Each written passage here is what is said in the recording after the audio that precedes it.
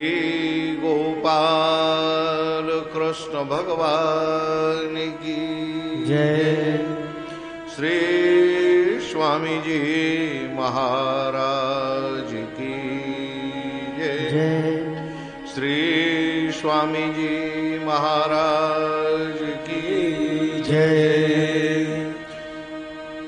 वंशी विभूषित करार्णवनीरदाभात पीताम्बरादरुणबिम्ब फलाधरोष्ठात् पूर्णेन्दुसुन्दरमुखादरविन्दनेत्रात् कृष्णात् परं किमपि तत्त्वमहं न जाने। बर्हापीडाभिरामं मृगमदतिलकं कुण्डलाक्रान्तगण्डं कञ्जाक्षं कम्बुकण्ठं स्मितशुभमुखं स्वाधरे न्यस्तवेणुं श्यामं शान्तं त्रिभङ्गं रविकर्मशनं भूषितं वैजयन्त्या वन्दे वृन्दावनस्थं युवतिशतव्रतं ब्रह्मगोपालवेशम् यं व्रव्रजन्तमनुपेतमपेतकृत्यं द्वैपायनो विरह कातरया जुहाव पुत्रेति धनमयतया तरवोऽभिनेदुः तं सर्वभूतहृदयं मुनिमानतोऽस्मि। श्रीमद्भागवताख्योऽयं प्रत्यक्षः कृष्ण एव हि स्वीकृतोऽसि मया नाथ मुक्त्यर्थं भवसागरे। मनोरथो मदीयोऽयं सफलः सर्वतस्त्वया निर्विघ्नेनैव कर्तव्यो दासोऽहं तव केशव दासोऽहं तव केशव दासोऽहं तव केशव। आइए हम लोग मधुराष्टक का सुंदर पाठ करते हैं। अधरम मधुरम वदनम मधुरम नयनम मधुरम हसितम मधुरम हृदयम मधुरम गमनम मधुरम मधुराधिपते अखिलं मधुरम मधुराधिपते अखिलं मधुरम वचनं मधुरम चरितं मधुरम वसनं मधुरम वरितं मधुरम चरितं मधुरम भ्रामितं मधुरम मधुराधिपते अखिलं मधुरम मधुराधिपते अखिलं मधुरम।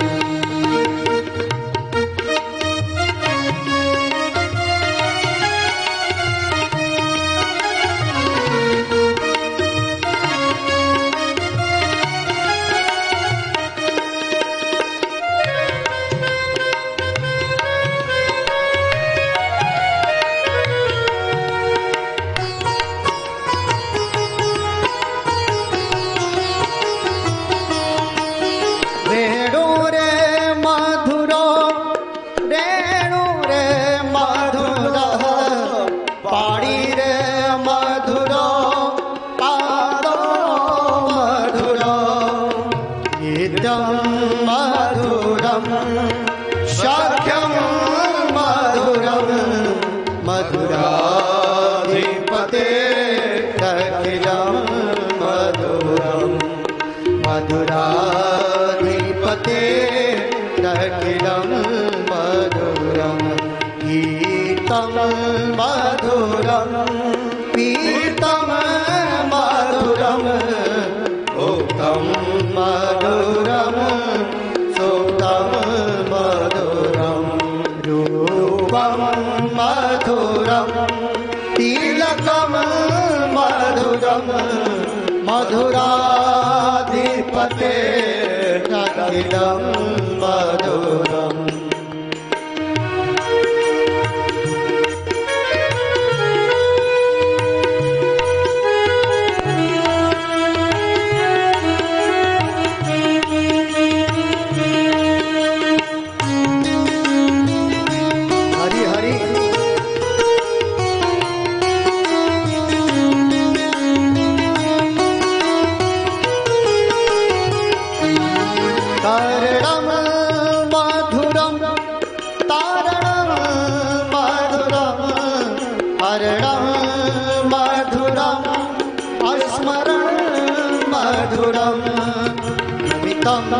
मधुरं शामितं मधुरं मधुराधिपते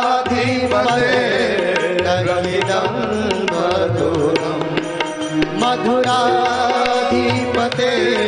रखिलं मधुरं कुञ्जा मधुरा माला मधुरा जमुना मधुरा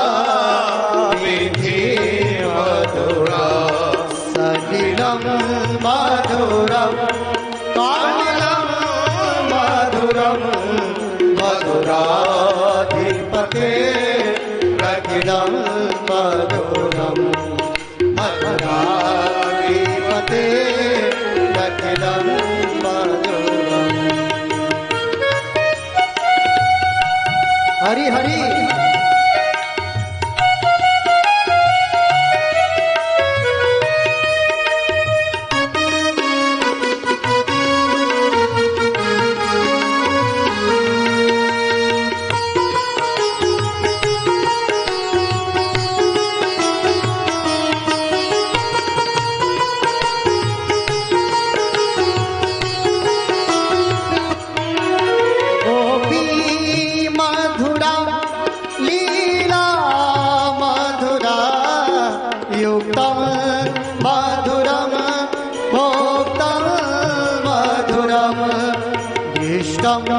मधुरं शिष्टं मधुरं मधुराधिपते रखिलं मधुरं गोपा मधुरा गावो मधुरा वनितं मधुरं श्रेष्ठेर मधुरा दलितं मधुरं पालितं मधुरं मधुराधिपते रखिलं मधुरं मधुराधिपते रखिलं मधुरम्।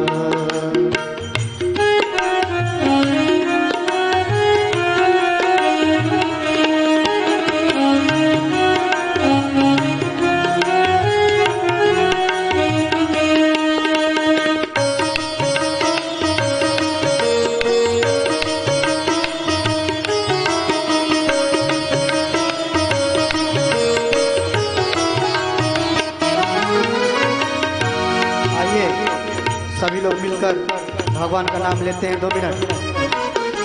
गोविंद हरे गोपाल हरे जय जय प्रभु दीन दयाल हरे गोविंद हरे गोपाल हरे जय जय प्रभु दीन दयाल हरे गोविंद हरे गोपाल हरे जय जय प्रभु दीन दयाल हरे गोविंद हरे गोपाल हरे जय जय प्रभु दीन दयाल हरे जय जय प्रभु दीन दयाल हरे जय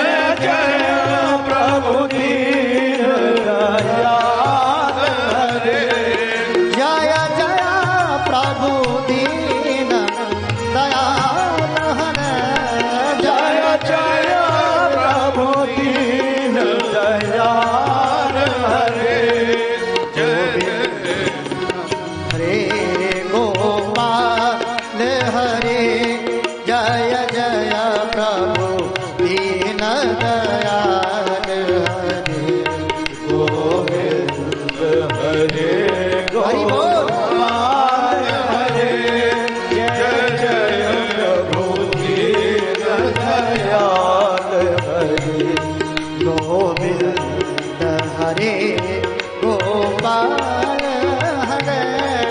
जय जय प्रभु दीन दयाल हरे गोविंद हरे गोपाल हरे जय जय प्रभु दीन दयाल हरे गोविंद हरे गोपाल हरे जय जय प्रभु दीन दयाल हरे जय जय प्रभु दीन दयाल हरे जय जय प्रभु दीन दयाल हरे जय जय प्रभु दीन दयाल हरे जय जय प्रभु दीन दयाल हरे गोविंद हरे गोपाल हरे जय जय प्रभु दीन दयाल हरे गोविंद हरे गोपाल हरे जय जय प्रभु दीन दयाल हरे गोविंद हरे गोपाल हरे जय जय प्रभु दीन दयाल हरे गोविंद हरे गोपाल हरे जय जय प्रभु दीन दयाल हरे जय जय प्रभु दीन दयाल हरे जय जय प्रभु दीन दयाल हरे जय जय प्रभु दीन दयाल हरे जय जय प्रभु दीन दयाल हरे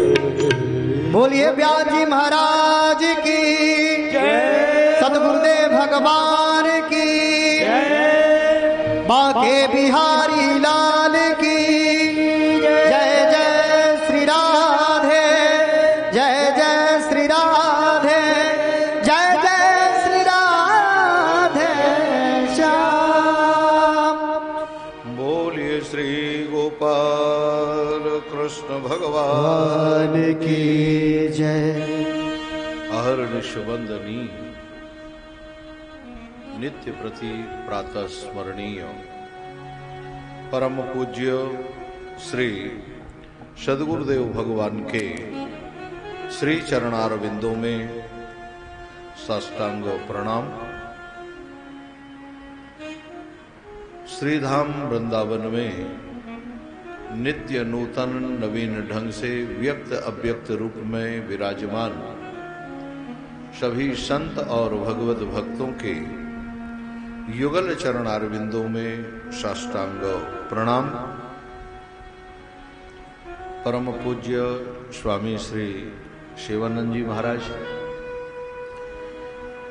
एवं इस कथा के आयोजक श्री आदित्य नारायण एवं उनका पूरा परिवार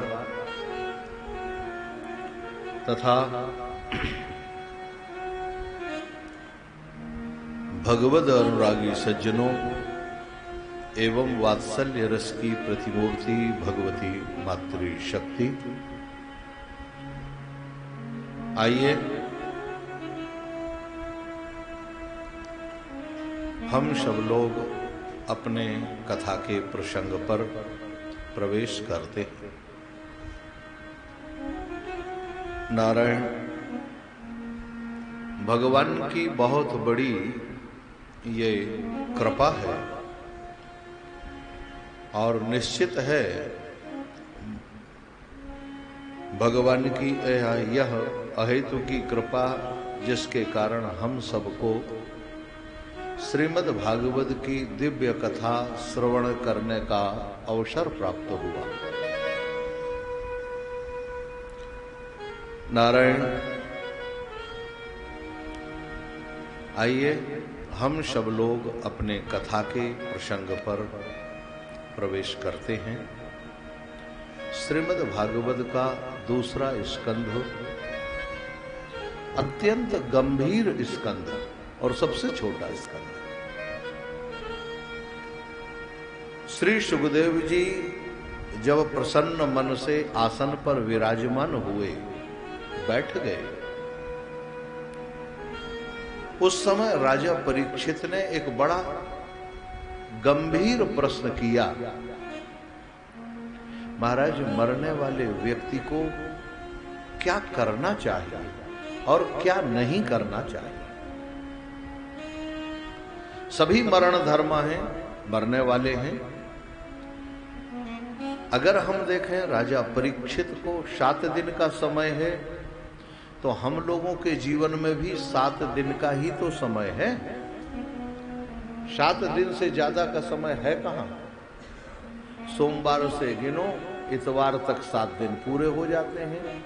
मंगलवार से गिनोगे तो सोमवार तक 7 दिन हो जाएंगे। 8वां दिन है? किसी के लिए हो तो बता देना। कुल 7 दिन हैं और 7 ही दिन में हमें ये व्यवस्था बनानी है। और इस 7 दिन में जन्म जन्मांतरों के जन्म मरण के चक्कर से अथवा तो उन जन्म जन्मांतरों के संचित पाप पुण्य कर्म के द्वारा जो फल है उससे छुड़ाने के लिए 7 दिन की श्रीमद् भागवत श्रवण सप्ताह रखा गया। ये 7 ही दिन में सुनाई जा रही है। माने जीवन ग्रंथ है, 7 दिन की 7 व्यवस्था है। सुखदेव भगवान से जब ये कहा गया तो सुखदेव जी प्रसन्न हो गए और प्रसन्न होके कहते हैं, वरीयाने सते प्रश्न प्रश्न ते वरीयान। राजन, तुम्हारा जो प्रश्न है वह अत्यंत वर्ण करने योग्य, स्वीकार करने योग्य है। तुमने इतना बढ़िया प्रश्न पूछा है। इतना देखो, प्रश्न पूछने से पता लग जाता है व्यक्ति के हाव भाव, क्रियाकलाप, उसकी स्थिति को देखने से उसकी व्यवस्था पता लग जाती कि ये कौन है, कैसा है। राजा परीक्षित पूछ रहे हैं कि महाराज, मरण धर्मा व्यक्ति को क्या करना चाहिए? तो राजा परीक्षित से सुखदेव जी कहते हैं, राजन, क्रतो लोक हितम नृप। तुमने लोक कल्याण की बात पूछी है। एक व्यक्ति तो यह है कि हम अपना कल्याण चाहते हैं, दुनिया का हो कि नहीं हो, हमारे जो साथ हैं उसका हो कि नहीं हो, उससे कोई मतलब नहीं। लेकिन हमारे साथ जितने हैं, एक प्रश्न ऐसा कर दिया। आज अगर राजा परीक्षित ने यह प्रश्न नहीं किया होता तो क्या जगत कल्याण का साधन श्रीमद् भागवत बनती? श्रीमद् भागवत ही एक ऐसा साधन है। और राजा परीक्षित का पहला प्रश्न है जहां मूल भागवत शुरू होती। अभी तक तो महाभारत की कथाएं सुनाई गई थी आपको, भागवत तो अब शुरू हो रही ना। और वो भी कितनी, वो कहते हैं ना महाराज, आत्मवित सम्मताम पुंसः। ये प्रश्न जो है ये आत्मवित है, हृदय को भगवान से जोड़ने वाला है। श्रोतव्यादिषु, महाराज ये सुनने लायक है, ध्यान से सुनने लायक है। क्यों? क्योंकि राजन, दुनिया में हम बहुत कुछ सुनते चले आए, लेकिन उनसे कल्याण नहीं हुआ। किसी किसी महापुरुष के हृदय में जगत कल्याण का संकल्प जगता है। परीक्षित का अपना कल्याण का संकल्प जगा कि नहीं जगा, लेकिन लोक कल्याण का संकल्प तो जग गया, प्रश्न से पता लगा। और राजा परीक्षित के सामने गुरु सुखदेव जी ऐसे सदगुरु के रूप में प्रकट हुए कि वो भी लोक कल्याण सुनकर प्रसन्न हो गए। आज आप लोग देखें, यहां कितने लोग हैं जो आए हुए हैं। इन लोगों में कुछ तो ऐसे हैं जो जबरदस्ती लाए गए हैं, नहीं चलो चलना है तुम्हें, भागवत सुनना है। कुछ के तो कई काम थे। हाँ, मुझे लगता है भगवान शंकराचार्य जब सन्यास लेने गए तब उनको एक मगरी ने पकड़ लिया। हनुमान जी महाराज जब जड़ी बूटी लेने के लिए दक्षिण की उत्तर की यात्रा कर रहे थे, द्रोणाचार्य पर्वत लेने के लिए द्रोणागिरी, तब वहां भी कालनेमी के यहाँ उनके पैर एक मगरी ने पकड़ लिया। मुझे लगता है आज सबका पैर भी एक मगरी पकड़े हुए है। कई लोगों से बताया, कहा, हमारे आदित्य जी कहते थे वृंदावन चलना भागवत। हाँ महाराज चलते तो भैया, लेकिन मगर अब लो वो मगर पैर पकड़े हुए हैं। चलते तो भैया मगर अच्छा आए तो हैं, लेकिन क्या मन है? ये भगवान की कृपा। इनके हृदय में एक लोक कल्याण का, हम तो घर पे सुनते ही हैं, ये मेरी शायद तीसरी चौथी भागवत है, हम लोग सुनते हैं बड़े ढंग से, लेकिन वहां कितनी व्यवस्थाएं रहती हैं सबके सिर पर। यहां बोलो किसी के ऊपर कोई व्यवस्था है? केवल प्रसाद पाओ, जाके अपने कमरे में आ जाओ और कथा सुनो, बिहारी जी के दर्शन करो, वृंदावन के दर्शन करो सवेरे, और शाम के समय कथा का आनंद लो। बोलो इतना बड़ा सुलभ जीवन और कहीं मिलेगा? ये भगवान की कृपा नहीं है? और इसका निमित्त बनाया आदित्य जी को, उनके परिवार को, तो उसका हमें पूरा लाभ लेना चाहिए। दत्त चित्त होकर हम जिस लिए आए हैं, जो उद्देश्य हमारा है, हमें वो उद्देश्य पूरा करके सबसे पहले भगवान की कथा सुने। यहां यही सोतव्यादीनी राजेंद्र राजा परीक्षित, सुनने के लिए बहुत से शब्द हैं, बहुत बातें हैं, लेकिन उन सुनने में संति सहस्रशः अपश्यताम आत्मतत्वम, लेकिन वो सब आत्म तत्व को दिखाने वाली नहीं है जो हम सुन रहे हैं। बालापन में बताया धरा धाम सत्य है, जवानी में बताया अर्थ काम सत्य है, और जब पंछी निकल गया पिंजड़े से तब लोगों ने बताया राम नाम सत्य है। जब कुछ नहीं रहा, कोई कुछ नहीं रहा, नारायण आप देखो, तो इसलिए अच्छा, राजा परीक्षित जीवन दर्शन यहां वर्णन करते हैं और कहते हैं निद्रया क्रियते नक्तम।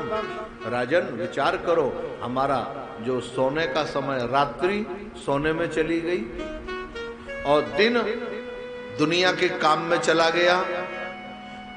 दिवाचार थे हया राजन, दिन जो है वो दुनिया की हाय हाय में चली गई, आधी रात्रि टीवी इत्यादि देखने में चली गई, सोने में समय निकल गया, और उससे देहा पत्र कलत्रादि, देह से संबंधित जितने लोग थे अब उनकी व्यवस्था में लग गए, ये हमारा है, ये हमारा है, ये अमुक है, ये अमुक है। क्या तुम्हें तेषाम प्रमत्तो निधनम, हम रोज मरना देख रहे हैं लोगों का, इसके बाद भी क्या हमारे मन में ख्याल आता है कि हम भी एक दिन मरेंगे, हमें भी ये दुनिया छोड़ के जानी है? ये कभी ख्याल आता है? क्यों नहीं आता? क्योंकि प्रमत्तः, हम लोग उन्मत्त हो रहे हैं, प्रमत्त हो रहे हैं। नारायण, कितनी भी बड़ी परेशानी होती है, लेकिन व्यक्ति मरना नहीं चाहता। हाँ महाराज, मरना नहीं चाहता। एक मैया थी 80-85 वर्ष की, किसी तरह जा रही थी, 4 लकड़ी की गठरी बना के सिर पे रखी, उसी से भोजन इत्यादि चलता था। चली जा रही, गर्मी का दिन, प्यास लगी, लकड़ी का गट्ठा गिर गया उसका, और कहती है हे भगवान, मौत भी नहीं आ रही है, अब तो मर जाना चाहिए। तब तक मौत उपस्थित हो गई। उसको बुलाया और मौत जैसे उपस्थित हुई, उससे पूछा गया। मौत ने कहा मैया तूने बुलाया है? कहा तुम कौन? कहा मैं मौत, मरने वाली। कहा बुलाया तो है, किस लिए? मारने के लिए। कहा नहीं नहीं नहीं, ये लकड़ी का गट्ठा गिर गया है, इसको सिर पे उठा दे। अब बोलो नारायण। ऐसे जीवन से क्या लाभ? लेकिन मरना कोई नहीं। तस्माद भारत सर्वात्मा। भारत का मतलब है, अरे भाई, अब ये उभयपदी शब्द हमारे महाराज श्री भारत की बड़ी विलक्षण व्याख्या करते थे। महाराज जी कभी कभी कहते थे, गुरु जी बताते थे, भारत का मतलब तस्माद भा प्रतिभायाम रता इति वार्ता। अरे परीक्षित, जरा तुम अपने जीवन को तो विचार करो। तुम्हारे दादा दादी, परदादा परदादी कितने उच्च कोटि के भक्त हैं। ऐसे परिवार में तुम्हारा जन्म हुआ, और सर्वात्मा, जो सर्वात्मा परमात्मा है, वो तुम्हारे परिवार के सामने प्रकट रूप से रहा। और उसकी संज्ञा क्या थी? कहा भगवान। उसी को लोग भगवान कहते थे। वह हरि है, वही ईश्वर है जो प्रकट रूप में रहता है। ऐसे भक्त परिवार में तुम्हारा जन्म हुआ नारायण, तो उन परमात्मा का क्या करो? कहा श्रोतव्या, पहले सुनो, कीर्तितव्या, कीर्तन करो, और श्रवण कीर्तन जब ना बने तो महाराज स्मरण करो। ये 3 चीजें, जन्म लाभा परा पुंसाम। जीवन का लाभ ही यह है कि भगवान की कथा सुनने मिले, भगवान की कीर्तन करने के लिए मिले, और भगवान की लीलाओं का स्मरण करने के लिए हमारे जीवन में आ जाए। समझ लेना सबसे बड़ा लाभ है। बोलो इससे बड़ा लाभ कोई है? नारायण। रमन्ते निर्गुणस्था स्म गुणानुकथने हरे।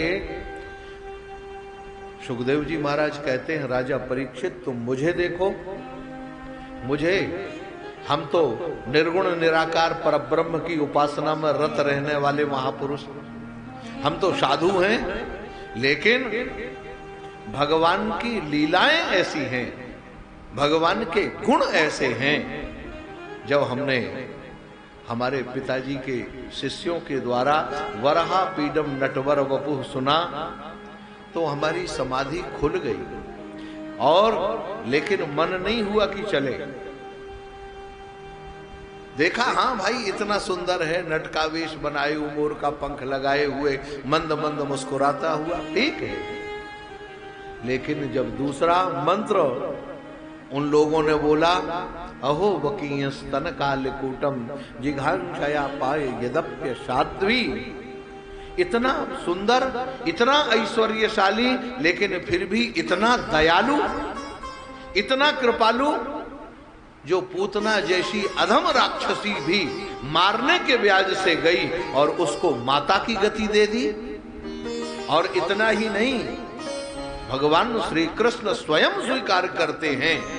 उद्धव को जब ब्रज में भेजा, आप जरा ध्यान से सुने, उद्धव को जब ब्रज में भेजा तो उद्धव से कहते हैं, उद्धव मेरी मैया यशोदा से कह देना, मुक्ति सो पदारथ, मुक्ति सो पदारथ महाराज पूतना को दे चुके हम, अब दे जननी को कहा याते पछतात हैं, जापे ऋण बाढ़े। उद्धव जापे ऋण बाढ़े तो क्या करे? कहा विदेश भज जाता है। जिस पर ऋण यदि हो जाता है तो दिवालिया घोषित हो जाता है कि नहीं? भगवान श्री कृष्ण कह रहे, मैया यशोदा से कहना मैं उनके सामने दिवालिया हो गया। बोलो ऐसा दयालु परमात्मा तुम्हें कहीं मिलेगा? ऐसा कृपालु परमात्मा कहीं मिलेगा? मैं निर्गुण निराकार की समाधि से उठकर नारायण गृहीत चेता राजर्षि। गृहीत का मतलब अपने आप, जिसने मन को खींच लिया है, जबरदस्ती ग्रहण कर लिया है, जबरदस्ती पकड़ लिया है। आख्यानम यदधीतवान, आख्यान का मतलब है महाराज जिनकी लीलाओं का, आख्यान का मतलब जिनकी घटनाओं का, लीला और चरित्र। ध्यान रखना, कभी कभी लोग कहते हैं कि भगवान श्री कृष्ण लीला पुरुषोत्तम है तो केवल उनकी लीलाएं हैं, जो भी उन्होंने किए वो सब लीला है। नारायण ऐसा नहीं है, लीला भाग अलग है और चरित्र भाग अलग है। भगवान श्री कृष्ण का अगर चरित्र भाग देखना है तो महाराज मथुरा की लीला आप देखें और द्वारिका की लीला देखें, लेकिन विशुद्ध लीला भाग देखना है तो श्री वृंदावन धाम की लीला को देखें। वृंदावन धाम में भी महाराज सबसे पहले ग्रह लीला, इसके बाद वन लीला, वन लीला के बाद कुंज लीला, कुंज लीला के बाद है निकुंज लीला, और निकुंज लीला के बाद नृभित निकुंज लीला। ये भगवान श्री कृष्ण की इन लीलाओं पर अगर प्रकाश डाला जाए, इन पर विचार किया जाए, ये साधारण तब पता लगता कि कैसी लीलाएं और इनमें क्या रहस्य भरा हुआ। हमारे यहाँ वृंदावन में लीला करने वाले लोग हैं जो अष्टयाम लीला करते हैं। हाँ महाराज, एक एक महीने की लीला होती अष्टयाम लीला। कौन से समय पर भगवान ने कौन सी लीला की थी, उस लीला का मंचन करके हमारे रासधारी लोग बताते हैं, उसी समय पे बताते हैं। सुबह 4 बजे की लीला है तो 4 बजे से शुरू होगी, 5 बजे की तो 5 बजे, 6 बजे तो 6 बजे शुरू, वो ठीक उसी समय प्रारंभ होगी और उसी समय बंद होगा। लोग देखते महाराज उमड़ जाते हैं। ये भगवान की जो लीलाएं हैं उनके लिए यस सद्दताम आशु श्यान मुकुंदे मति सती। राजा परीक्षित कह रहे से सुखदेव जी ने कहा, परीक्षित ध्यान रखना, जिनकी लीला सुनने मात्र से श्रद्धा बन जाती है, उनमें निष्ठा जम जाती है, ऐसे अगर कोई है तो वो भगवान मुकुंद है। श्री कृष्ण ने कहा मुकुंद, मुखे मुक्तिम ददाति इति, मुखे कुंदवत हासो यासा। जिसका मुख कुंद कली के समान खिला हुआ रहता है, प्रसन्न, वो मुकुंद, अथवा मुक्ति देने के लिए जो तत्पर हैं वो परमात्मा मुकुंद। मति ही सती, कितना सुंदर। ये हमारी जो बुद्धि है, ये व्यवचारी बुद्धि तो अलग है महाराज, जो संसार में प्रयोग होती है, संसार के कभी किसी विषय को पकड़ती है, कभी किसी विषय को पकड़ती है, लेकिन वो सती विषय जो बुद्धि है वो केवल एक परमात्मा को पकड़ के रहती, व्यवहार सब करती है। जैसे जो सती देवी होती है, सती देवी जो सती स्त्री है, वह प्रेम तो केवल अपने पति से ही करती है, लेकिन पति की प्रसन्नता के लिए वो सबसे, पति के माता पिता से भी प्रेम करती है, उनके भाई से भी प्रेम करती है, उनके बच्चों से भी प्रेम करती है, और मोहल्ला वालों से भी उनका यथोचित व्यवहार करती है।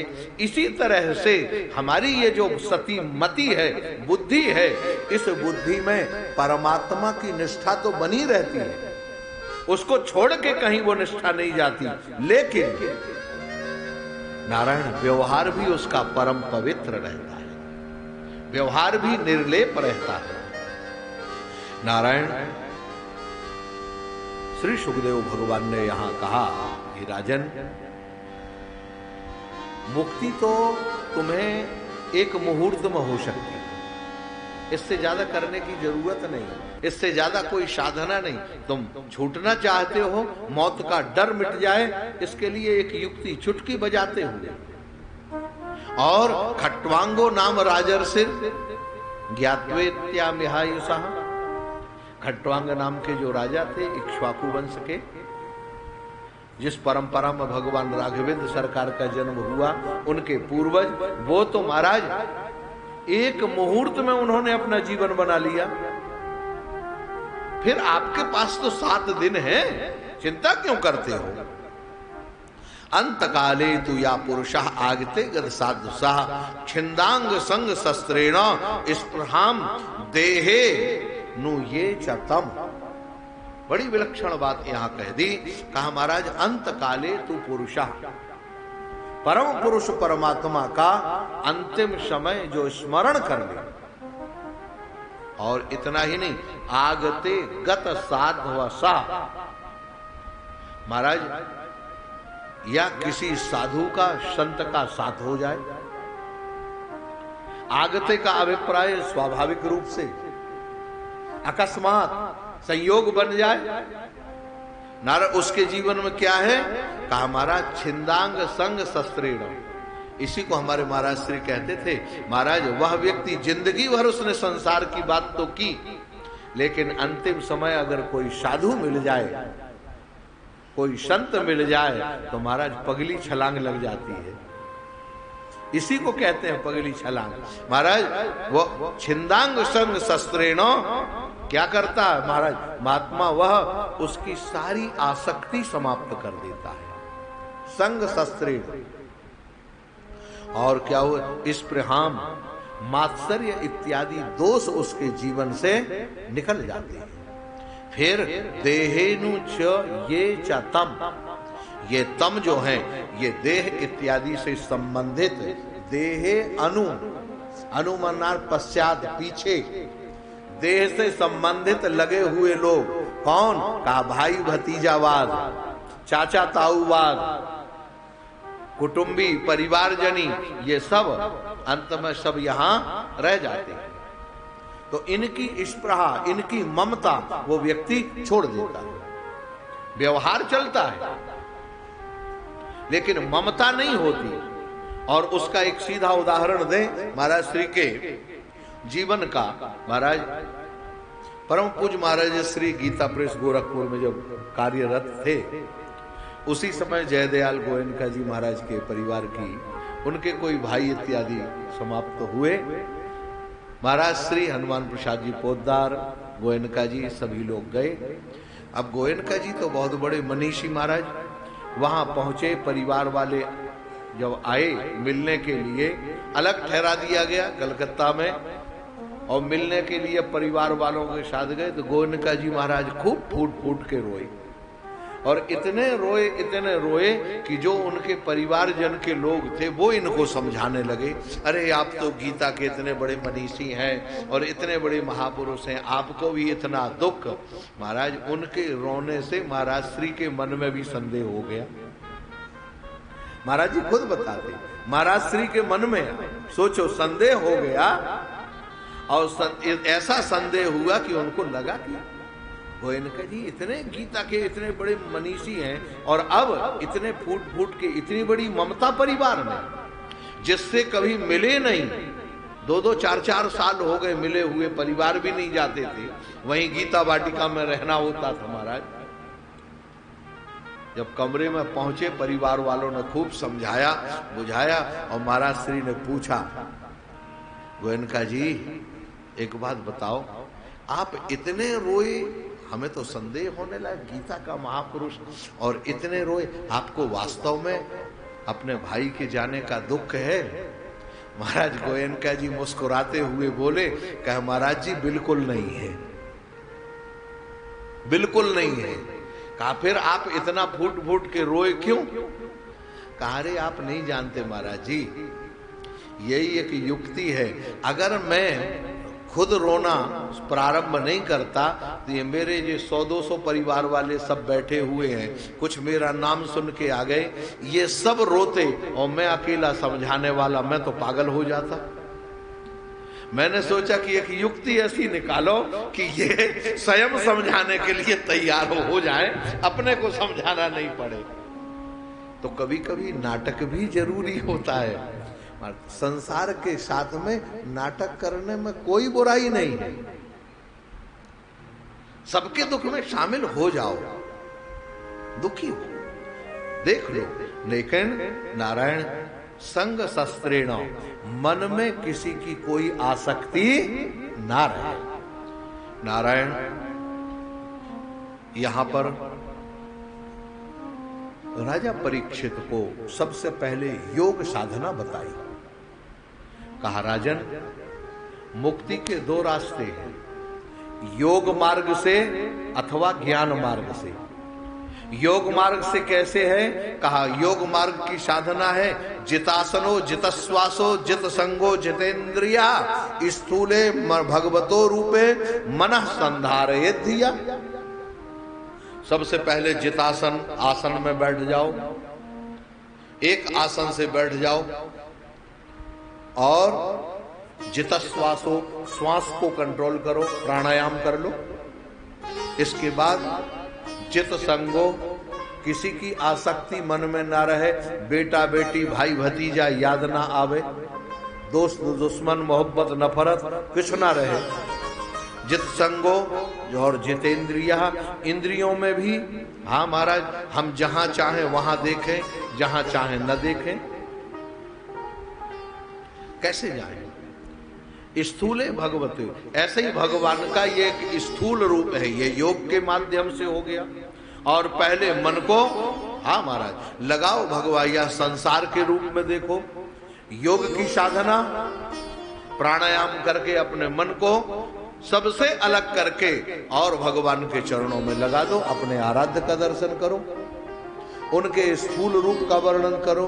और मन अगर ऐसा नहीं लगता है तो संसार को देखना है, तो महाराज संसार को देखो। कैसे देखें? कहा महाराज आकाश जो है वह भगवान की नाभि है, वृक्ष है भगवान की रोमावली है, नदी है, पर्वत है, ये भगवान की हड्डियां हैं और नस नाड़ियां हैं। कमर से नीचे अतल वितल सुदत तलातल रसातल महातल पाताल, ये भगवान के शरीर के 7 लोक हैं। ऊपर कमर के ऊपर महाराज भूर्भुवः स्वः महाजना तपः सत्यम, ये 7 लोक ऊपर के सत्य लोक भगवान की ग्रीवा है। ऐसी धारणा करने के बाद महाराज अपने मन को भगवान के चरणों में लगा दो। पहले संसार को देखा, संसार से मन हटाया और परमात्मा में लगा दिया। और इतने के बाद अगर ऐसा नहीं लगता है तो फिर क्या करें? कहा उसके लिए थोड़ा कर्मकांड का सहारा ले लो, कामनाओं की पूर्ति के लिए। हाँ महाराज, जो अलग अलग मंडल आपके बनाए जाते हैं, उन मंडलों में गणपति का भी पूजन होता है, षोडश मातृका भी है, कलश भी है, लेकिन अंत में एक पूजन होता है भद्र मंडल का, और भद्र मंडल में भगवान विराजमान होते हैं। इन सारे पूजन का, सबको नमस्कार करने का, सबको प्रणाम करने का मतलब क्या है? कहा एक परमात्मा में हमारी निष्ठा बन जाए, भगवान श्री कृष्ण में हमारी निष्ठा बन जाए। तो वैसी निष्ठा के लिए एक भगवान के सानिध्य में हो जाए। और नहीं, अगर अभी कामना है संसार में और अलग अलग कुछ चाहिए है, धन चाहिए है, ऐश्वर्य चाहिए है, तो उससे अलग अलग देवताओं की उपासना करने लग जाए। यहाँ पर लिखा हुआ है महाराज, इंद्रिय कामस्तु प्रजा कामः प्रजापति। हाँ, प्रजापति इंद्र इत्यादि को आप इंद्र की पूजा करें, आपकी इंद्रियां बलवान रहेंगी। देवी मायाम तो श्री कामस्ते, भगवती लक्ष्मी की उपासना करें तो आपके शरीर में धन संपत्ति आएगा, आपके ग्रह में। और विश्वावसु वसु कामन, ऐश्वर्य की प्राप्ति होगी, शरीर में ओज बल बढ़े, इसलिए अष्ट वसुओं की उपासना करें, अन्नपूर्णा की उपासना करें, इंद्र की उपासना करें, स्वर्गलोक की संपत्ति मिल जाएगी। आयुष कामे अश्विनौ, महाराज अश्विनी कुमार की पूजन करें तो उससे हमारी लंबी आयु हो जाएगी। और हमारे महाराज श्री से एक बार पूछा, घर श्यामदास जी बिरला ने, उड़िया बाबा जी के आश्रम में प्रवचन चल रहा था, उन्होंने यही प्रश्न किया, महाराज आयु बढ़ाने का कोई मंत्र है, कोई उपाय है? महाराज श्री ने कहा एक उपाय है। क्या? कहा अपने जीवन में एक सत्कर्म का संकल्प ले लो और उसकी पूर्ति में लग जाओ। जब तक वह सत्कर्म पूरा नहीं होगा तब तक आयु आपकी समाप्त होने वाली नहीं है। सत्कर्म का संकल्प जम जाए। नारायण, अगर आपको सुंदर रूप चाहिए है तो रूप के माध्यम से उर्वशी की उपासना करें। नारायण, सर्वेशाम परमेष्ठिराम आधिपत्य कामा यज्ञम यजेत यशस कामा कोश कामा प्रजा प्रचेतसाम। आपको यज्ञ के द्वारा प्रतिष्ठा बढ़ जाएगी, ऐश्वर्य मिल जाएगा। आप यज्ञ करें, अनुष्ठान करें, उससे आपकी प्रतिष्ठा, धर्मार्थ काम और विद्या चाहिए है तो भगवान शंकर की उपासना करें। नारायण, राज्य इत्यादि आपको चाहिए है तो मनु की उपासना करें, महाराज मनु की उपासना करें। ऐसे अलग अलग, लेकिन इन सब में अगर सब कुछ चाहिए है तो नारायण, भगवान नारायण की उपासना करें, भगवान राम श्री कृष्ण की उपासना करें। अगर आपको सब चाहिए है, नारायण, श्रीमद् भागवत के इस दूसरे स्कंध में आपको बताएं 10 अध्याय का वर्णन है। थोड़ा समय तो है, आज प्रसंग बहुत है।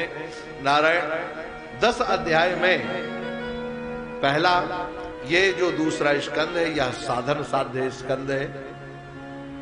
4 विषयों का इसमें वर्णन है, श्रवण, मनन, निधिध्यासन और हृत प्रसाद। सबसे पहले श्रवण करें। महापुरुषों के द्वारा श्रवण का बहुत बड़ा महत्व है, क्योंकि सुनने से ही हमारा अंतःकरण पवित्र होगा। जब तक सुनेंगे नहीं, 1000 इस कमरे में हमारा चारों खिड़की दरवाजे बंद हो जाएं और कम से कम 100-200 आदमी इस हॉल में सो जाएं, लेकिन कोई व्यक्ति आवे और किसी एक व्यक्ति का नाम ले, मान लो रामदास कहे, किसी का नाम रामदास है, तो बताओ वो सब लोग उठेंगे या केवल रामदास ही उठेगा? जिसको बुलाओगे वो आ जाएगा ना। इसी तरह से इस संसार में केवल परमात्मा सब जगह व्याप्त है, उसको आप जहां बुलाएंगे वहीं प्रकट हो जाएगा। नारायण, ना हम वेद परो ह्यस्मिन् ना शमं विभो नाम रूप गुणैर्भाव्यम सद सद किंचिद अन्यतः। यह जो सृष्टि है भगवान ने अपने संकल्प से बनाई। इसमें सबसे पहले श्रवण, उस जो श्रवण किया है उसका मनन करें। मनन करने के बाद निधिध्यासन माने जीवन में उतारें, और निधिध्यासन के बाद है हृत प्रसाद माने हृदय की प्रसन्नता। हृदय की प्रसन्नता कैसे? कहा, जीवन में जब उतारेंगे तो आपका आचरण पवित्र होगा और अंतःकरण तो पवित्र है माने व्यवहार भी पवित्र होगा, और जब व्यवहार और हृदय दोनों पवित्र हो जाएंगे तो परमात्मा का प्राकट्य हो जाएगा, अंतःकरण में आनंद आ जाएगा। यही उसका महाराज स्वरूप है। भगवान सबसे पहले यहाँ पर सृष्टि का वर्णन है, और सृष्टि का वर्णन बड़ा विलक्षण, 2 बार सृष्टि का वर्णन। अब यहां पर एक और बात आपको बताएं, सृष्टि का वर्णन है तो कई लोग कहते हैं हमारा संसार का वर्णन क्या करना, वो तो देख ही रहे। संसार का वर्णन देख तो रहे हो, लेकिन संसार से अलग क्या? अरे भाई, किसी माली ने कोई सुंदर बगीचा लगाया है और उस बगीचे में तुम्हें रहने मिल जाए, बहुत अच्छा है। बगीचे के अंदर मकान है आपका, बहुत अच्छा लगेगा। लेकिन उसी बगीचे के अंदर आपका मकान तो है, उस मकान में रहते हुए तुम अपने मकान में रहो और उस बगीचे की निंदा करो, तो बोलो माली को अच्छा लगेगा? माली आपके ऊपर प्रसन्न रहेगा क्या? बोलो, क्यों नहीं रहेगा? क्योंकि उसी ने तुम्हें ये जगह दी है, उसी के बगीचे में तुम रह रहे हो, उसी के मकान में रह रहे हो, और इसके बाद उसी की निंदा कर रहे हो। महाराज, ये संसार भी परमात्मा का बगीचा है और परमात्मा ही इसके मालिक हैं। उन्हीं ने हमें इस बगीचे में अपना एक